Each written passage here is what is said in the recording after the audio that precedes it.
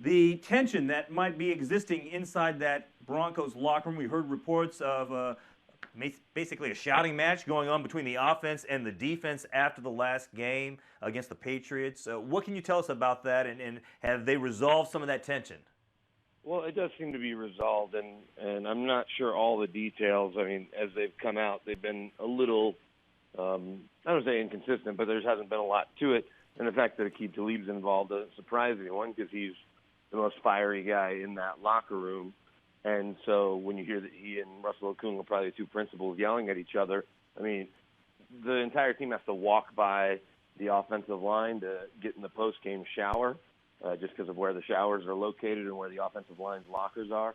So it's no surprise if Talib said something. I mean, a couple of weeks ago, he's pushing Jordan Norwood in the head for fumbling a punt after the defense has done their job, and that's really what the issue is the defense continues to do their job.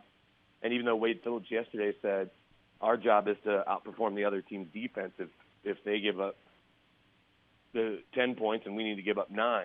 And so while that's all well and good, if you hold Tom Brady to 188 yards and no scores and 16 points, all 31 other teams will take that as a win.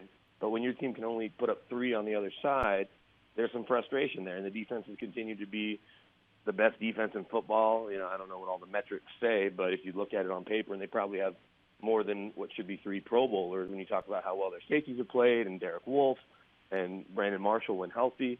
And so they're frustrated, but I don't think that it's continued. I mean, yesterday I'm in the locker room, and Von Miller had some cookies, some chocolate chip cookies, some holiday cookies that Brandon Marshall stole and was handing them out to all the linebackers. And Demaryius Thomas walks by, and they're yelling, "Hey, DT, you got to come have some of these. These cookies are fire," to quote Brandon Marshall directly. They didn't offer any of us in the media any, and I'm standing there going, "Hey, I want cookies too," but they gave it to Demaryius Thomas, and everything in the locker room seems to be fine. But the offense knows that they need to pick up the slack, not just a little bit, a lot, because their season's now riding not just this week, but on next week's game as well.